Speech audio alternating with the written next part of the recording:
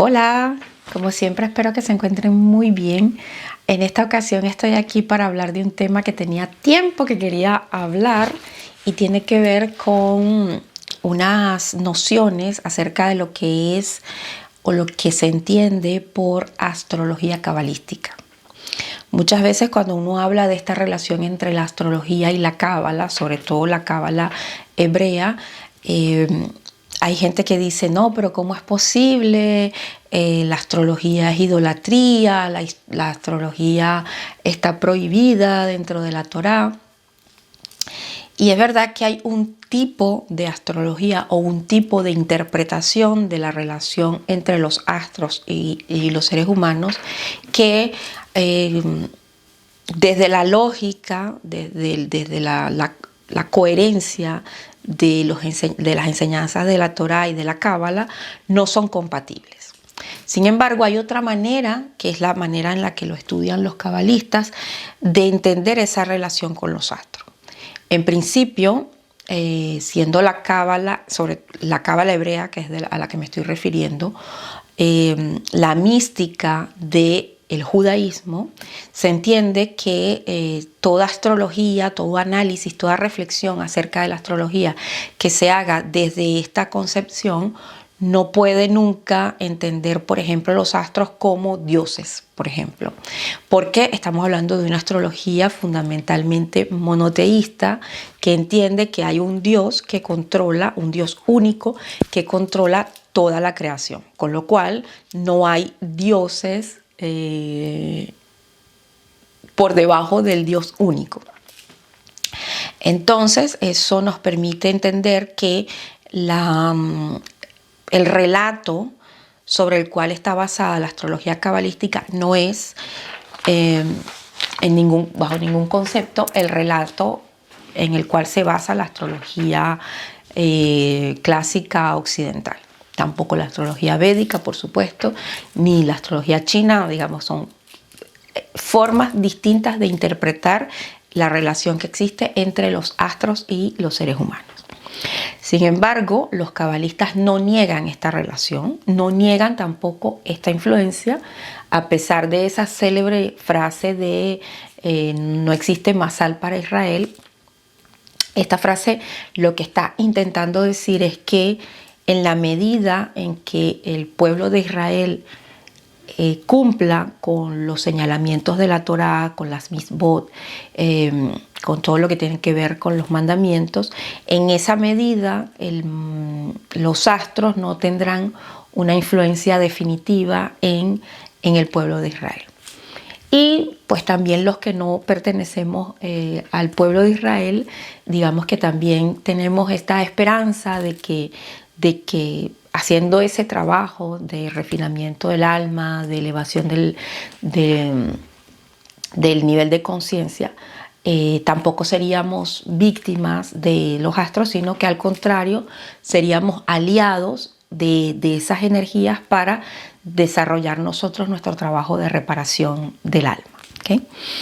Entonces, digamos que el objetivo central de la astrología cabalística sería restituir, entender la función que tienen los astros, entender la influencia que ellos ejercen en el ser humano y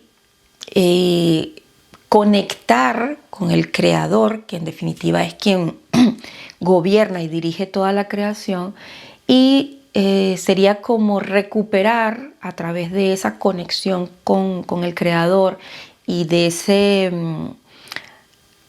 ese trabajo mancomunado, si quieren decirlo así, con las energías astrales, lograr recuperar la condición adámica que perdimos como humanidad después de la caída.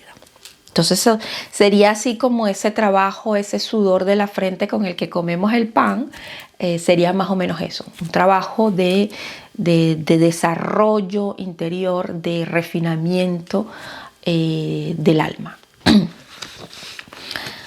Entonces diríamos que la astrología cabalística es, yo diría, esencialista.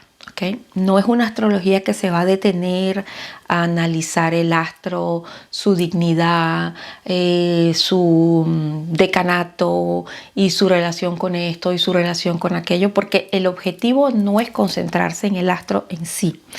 El objetivo es concentrarse en la energía que dirige este astro y en los mecanismos que utiliza el creador para dirigir estos astros. Porque cuando, por ejemplo, en los salmos se habla de las legiones, los ministros, el ejército, de lo que se está hablando es de toda esa influencia astral y cómo esa influencia dirige la tierra, dirige a los seres humanos, nos dirige, pero no de una forma autónoma, sino como ejecutores de la voluntad divina. Entonces aquí la idea es conectar con lo más que se pueda con la divinidad, con quien dirige toda la creación, para entonces no ser víctimas de la influencia astral, sino trabajar con ella para alcanzar la reparación definitiva, tanto nuestra personal como del mundo, lo que llaman el Tikkun Olam. La palabra que se utiliza para hablar de los astros y de los signos del zodiaco en Cábala es la palabra masal, que viene de la raíz hebrea nosel, no sé si lo estoy pronunciando bien, que significa flujo. ¿Okay?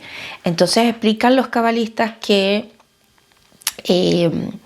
esto vendría siendo como que cuando Dios decide enviar un alma a la tierra a hacer su trabajo, su tikkun, y de hecho hay una enseñanza que escuché de un rabino que vive en Brasil, ahora se me ha olvidado su nombre, voy a ponerlo por aquí porque fue muy hermoso lo que él dijo.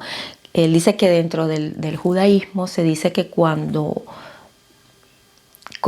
nace una persona, cuando Dios decide enviar a un alma a la tierra, es porque considera que la tierra no puede seguir existiendo sin esta alma que viene a hacer algo, ¿no?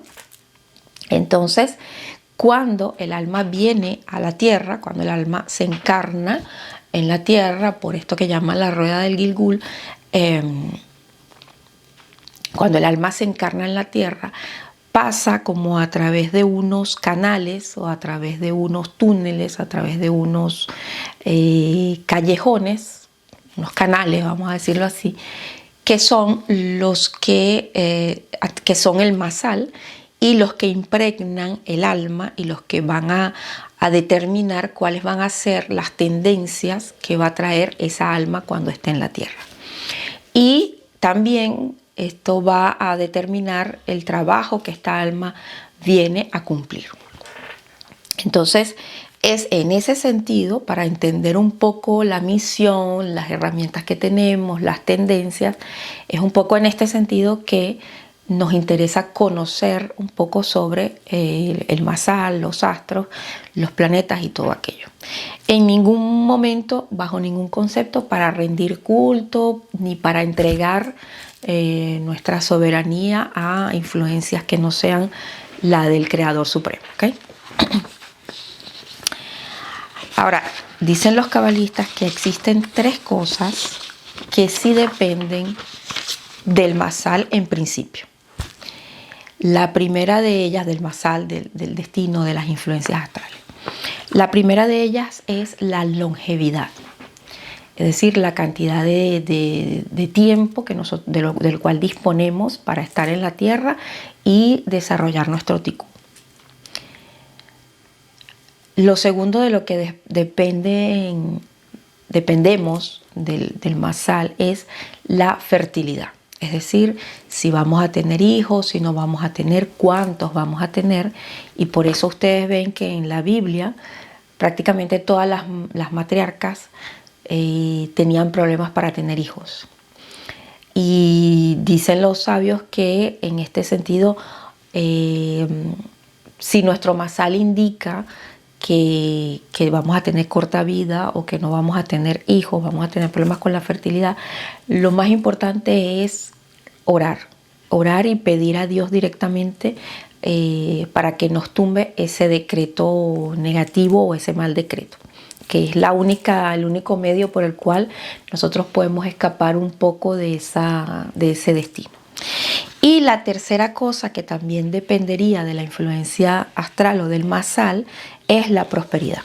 Qué cantidad de dinero vamos a tener en el año y a lo largo de nuestra vida, si vamos a ser personas prósperas, si vamos a ser personas con dificultad para conseguir nuestro sustento. Y en ese sentido es interesante porque mucha gente dice, no le pidas dinero a Dios no se le pide prosperidad, se le pide salud, No, sí, justamente Él es el único que lo puede dar y es el único que puede revertir ciertos decretos que están relacionados con ese tema, así que les recomiendo, siguiendo yo también las instrucciones de mis maestros, que sí, pídanle a Dios, hay que pedirle a Dios por nuestro sustento.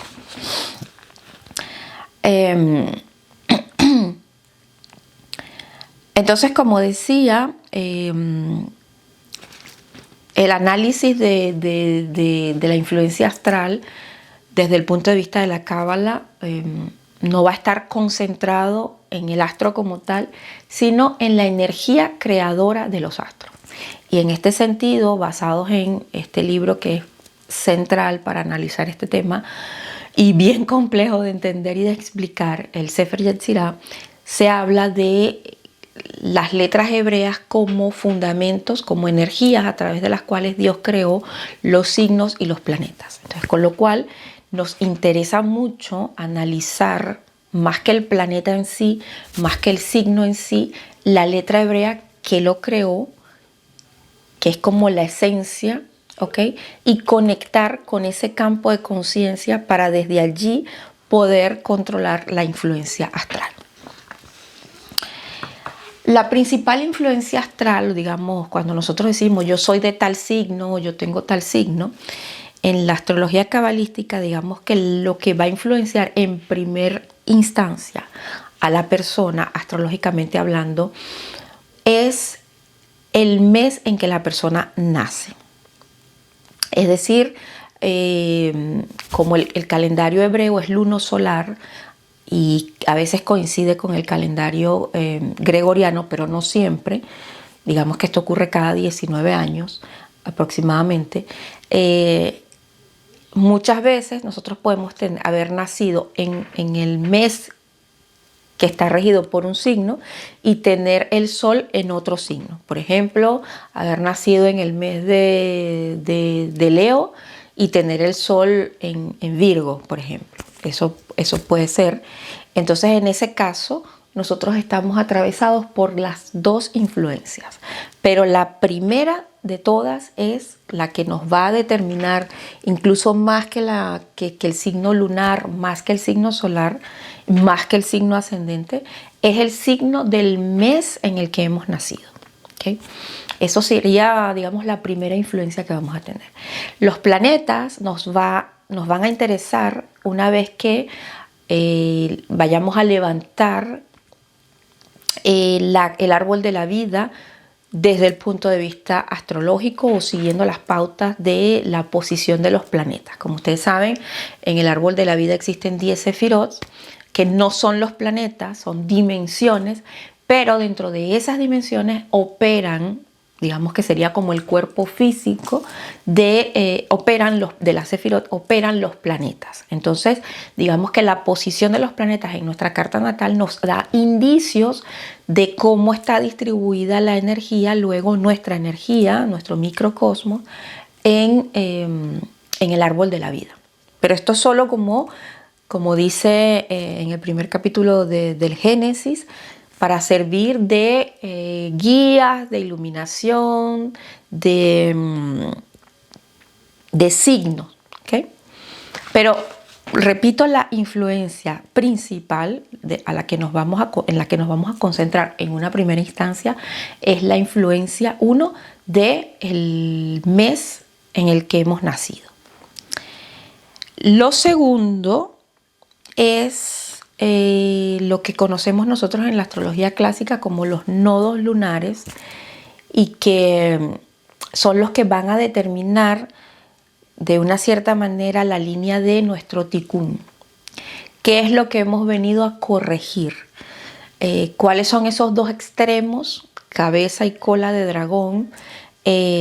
Lo mencioné un poco en el video anterior sobre este cambio de nodos al eje Aries Libra.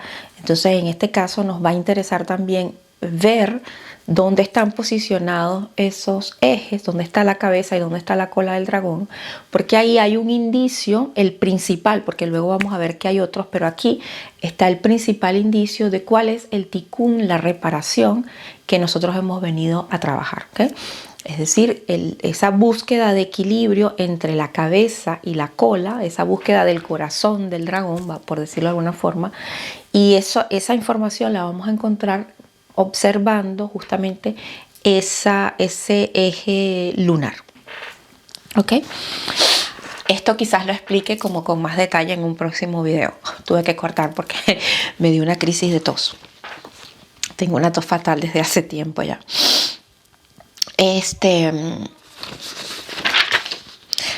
Entonces decía que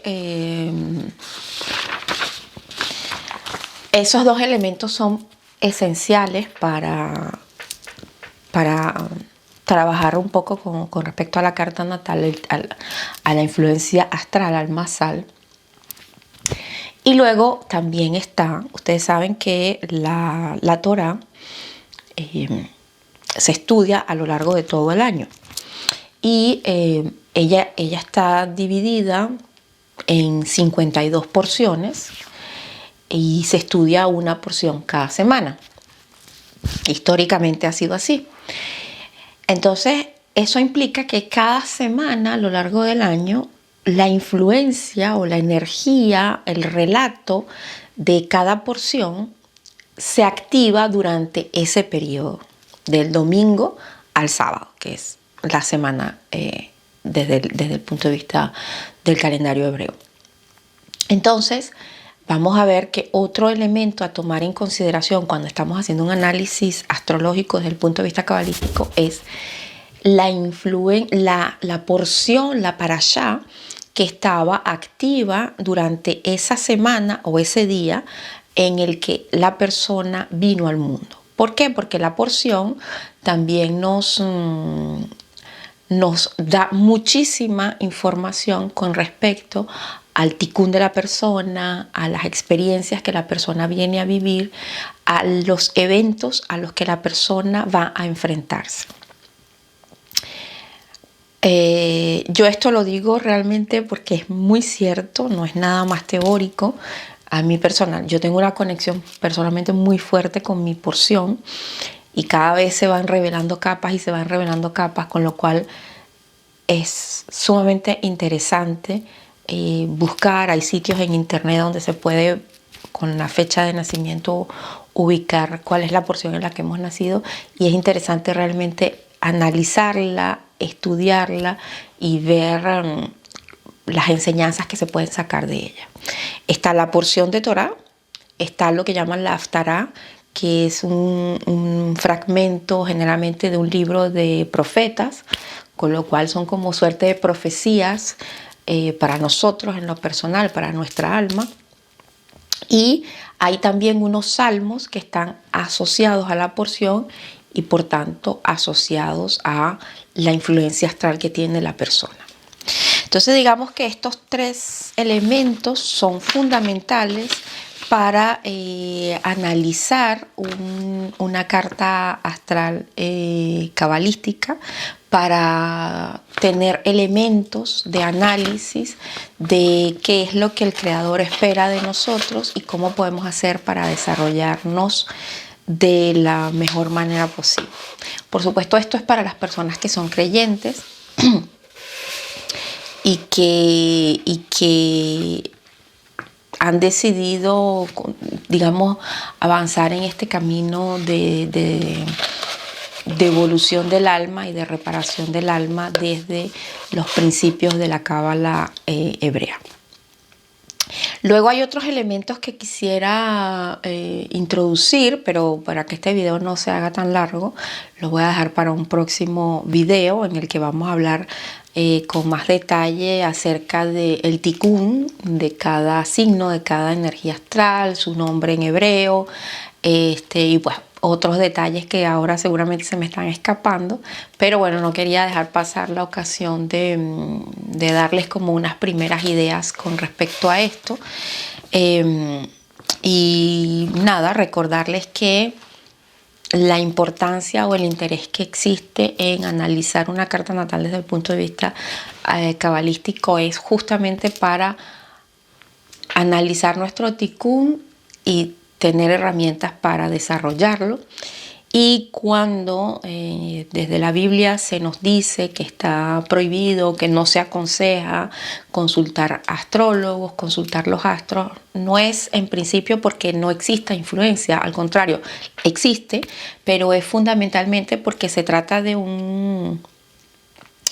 es como una situación un poco cuántica, ¿okay?